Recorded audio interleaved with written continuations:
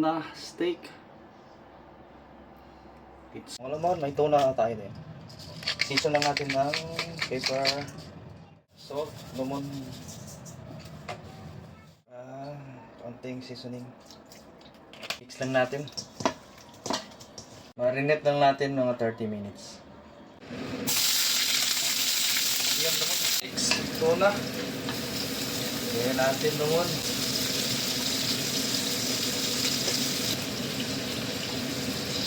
Yun, no? Huwag na rin natin lemon.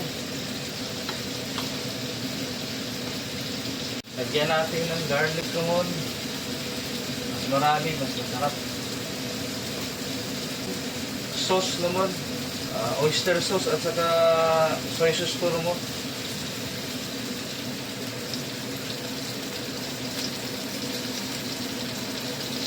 Pa natin lemon. Pakulaan natin mga 10 minutes natin lemon. Yun, sobrang sarap nito lemon, oh. Ready to go na to lemon. Okay na to. Furnish na lang natin lemon.